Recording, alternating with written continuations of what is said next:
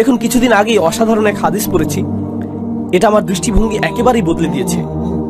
আপনাদেরকে এটা আগেও বলেছি যে আল্লাহ আমাদের সকলের জন্যই জান্নাতে ঘর বানিয়েছেন, প্রত্যেকটি মানুষের জন্যই, মুসলিম বলেন অমুসলিম বলেন সবাই, আমাদের প্রত্যেকের জন্যই জান্নাতে একটি বাড়ি বানানো আছে, আমাদের জন্যই অপেক্ষা করছে। একটি পরিবার অপেক্ষা করছে সেখানে। কেউ কেউ পরিবার বলতে বোঝেন যে তিনি আপনার আর আপনার পরিবারের জন্য জান্নাতের গ্যারান্টি আগেই দিয়ে রেখেছেন। শুধু কিছু মানুষ যেতেই চায় না, কিছু মানুষ জান্নাতেই যেতে চায় না, আর তাই জান্নাতে অনেক খালি বাসা পড়ে থাকবে যখন মানুষজন যাবে। আর আল্লাহ বলছেন এই ঘরগুলো উত্তরাধিকার হিসেবে মুমিনদেরকে দেয়া হবে। উলাইকা হুমুল ওয়ারিসুন, সেগুলোকে মুমিনদের জন্য উত্তরাধিকার হিসেবে দেয়া হবে, যারা নিজের পরিবার সহ জান্নাতে আনন্দ করতে চায়নি তাদের ঘর। আল্লাহ কোরআনে বলছেন আল্লাযীনা খাসিরু আনফুসাহুম ওয়া আহলিহিম ইয়াওমাল কিয়ামাহ, যারা নিজেদের আর নিজেদের পরিবারকেও হারিয়ে ফেলেছে বিচার দিবসে। নিজের পরিবারকে কিভাবে বিচার দিবসে হারিয়ে ফেলে?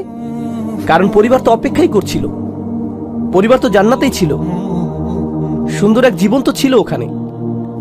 তাই আল্লাহ আযজা ওয়া জাল্লা এই আয়াতে বলছেন ইন্নাল্লাহা ইয়াগফিরুয যুনুবা জামিআ। দয়া করে খোলা কানে এই আয়াতগুলো শুনুন। রমজানের আর যে কয়দিন বাকি আছে সেগুলোর সুযোগ নিন, নিজেদের জন্য আর আপনার পরিবারের জন্য হলেও। ইন্নাল্লাহা ইয়াগফিরুয যুনুবা জামিআ, আল্লাহ ক্ষমা করে দিবেন সমস্ত গুনাহ, সব একত্রেই। আর এটা কোরআনের একটা মিরাকল। কোরআনের সবচেয়ে বড় উপহারগুলোর একটি এই যে আল্লাহ বলেছেন জুনুব, তিনি সাইয়্যাত বলেননি। কারণ আরবিতে সাইয়্যাত হলো গুনাহ, আর জুনুব তার চাইতে ছোট। আর আল্লাহ বলছেন তিনি ছোটগুলোকেও ঢেকে রাখবেন। আসলে ছোটগুলোর নাকচ করা বড়গুলোকেও অন্তর্ভুক্ত করে ফেলে। যেমন আল্লাহ যদি বলেন আমি তোমার বড় গুনাহগুলো মাফ করে দেব, এর মানে তিনি ছোট গুনাহগুলো হয়তো বাদ দেবেন। তিনি বলছেন আমি তোমার ক্ষুদ্রতম গুনাহটিকেও ক্ষমা করব, তোমার আমলনামা এতই পরিষ্কার করে দেব যে তাতে একটু দাগ থাকবে না, সবকিছু চলে যাবে। জামিআন, সবকিছু একত্রেই। ইন্নাহু হুয়াল গফুরুর রহিম, কোনো সন্দেহ নেই তিনিই একমাত্র যিনি প্রচন্ডভাবে ক্ষমাশীল, প্রচন্ড ক্ষমাশীল তিনি। আর তিনি সর্বক্ষণই প্রেমময়, সর্বক্ষণই করুণাময়, সর্বক্ষণই যত্নশীল। এটাই ক্ষমার ব্যাপারে প্রথম বার্তা দেবার কথা ছিল। আল্লাহ সবকিছু মাফ করে দিতে প্রস্তুত, আল্লাহ আপনার সবকিছু একেবারে নতুন করে শুরু করতে প্রস্তুত। তবে সেটাই কিন্তু একমাত্র নয়। কেউ এই আয়াত পড়ে ভাবলো এটাই আয়াতটির বার্তা। না না না না, দেখুন আমের বা নির্দেশ কিন্তু এখনো চলছে। তাই পরে আয়াতটি পড়ার পদ্ধতি হলো উল ইয়া ইবাদিয়াল্লাযীনা আসরাফু আলা আনফুসিহিম আনিবু ইলা রাব্বিকুম। এটা ঠিক এমনই, এভাবেই বোঝানো হচ্ছে। এর মানে হলো আমার বান্দারা এখন যেহেতু জানো যে আমি সবকিছুই ক্ষমা করে দেব, আমার কাছে ফিরে আসো, নিজের মালিকের কাছে ফিরে আসো। এই বার্তার পরের অংশ এটাই। ক্ষমার আলোচনা ওখানেই শেষ হয়নি, তার কাছে ফিরে আসুন। তিনি বলছেন আমি ক্ষমা করতে প্রস্তুত, কিন্তু আমার ক্ষমা বিনামূল্যে নয়, এটা অর্জন করতে তোমাকে কিছু একটা করতে হবে। আমার কাছে ফিরে আসো। আনিবু ইলা রব্বিকুম, নিজের অন্তর তোমার রবের দিকে ফিরিয়ে দাও, আমার কাছে ফিরে আসো। আনিবু ইলা রব্বিকুম, নিজের অন্তর তোমার রবের দিকে ফিরিয়ে দাও। দেখুন আরবিতে তওবা আক্ষরিকভাবেও হতে পারে, আল্লাহর দিকে অন্তর ফিরে আসা তওবা হয়, আবার শারীরিকভাবে ফিরে আসাকেও তওবা বলা যেতে পারে। ইনাবা শুধু অন্তরের জন্য, আরবিতে ইনাবা ব্যবহৃত হয় যখন অন্তর আল্লাহর দিকে ফিরে আসে। তাই আল্লাহ বলছেন তোমার অন্তর কোথায়, কি নিয়ে ব্যস্ত তুমি, কি নিয়ে বিভ্রান্ত তুমি? তোমার মালিকের কাছে ফিরে যাও, তিনি ক্ষমা করতে প্রস্তুত। ওয়াসলিমু লাহু, এরপর তিনি বলছেন যেহেতু তোমার অন্তর আমাকে দিয়েছ, এখন তোমার সত্তাকেও আমার প্রতি সমর্পণ করো, ইসলামে থাকো, নিজেকে সমর্পণ করো, মান্য করতে প্রস্তুত হও। ওয়া আসলিমু লাহু মিন ক্বাবলু আন ইয়াতিয়াকুমুল আযাব সুম্মা লা তুনসারুন, শাস্তি আসার পূর্বেই এরপর আর সাহায্য প্রাপ্ত হবে না। এখন আল্লাহ শাস্তির কথা বলেছেন, এমন না যে আয়াত শাস্তির কথা নেই, আছে, কিন্তু শুরু হয়েছে কি দিয়ে? শুরু হয়েছে উৎসাহ দিয়ে, যে দেখো আমি সব ক্ষমা করতে প্রস্তুত, কোনো শাস্তিই তোমাকে দেয়া হবে না।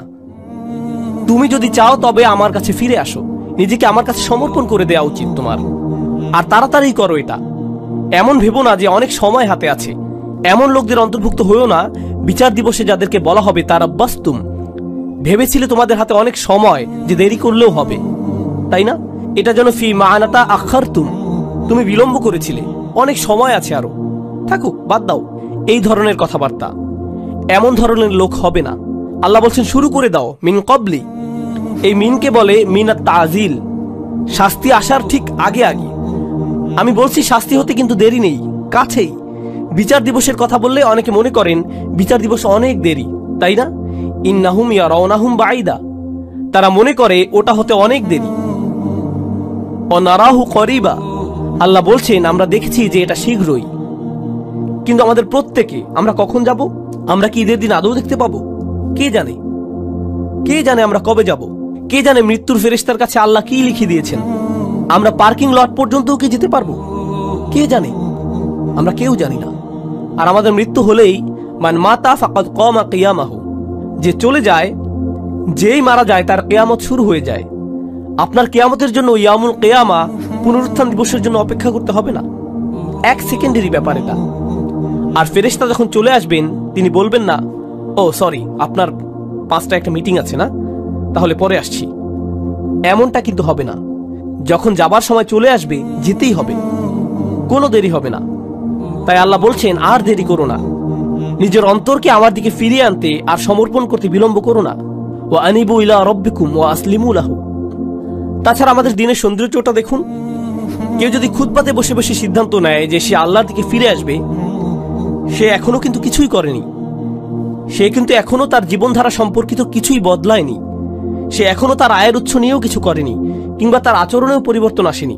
সে শুধু অন্তরে নিয়ত করেছে যে সে ভিন্ন মানুষ হয়ে যাবে।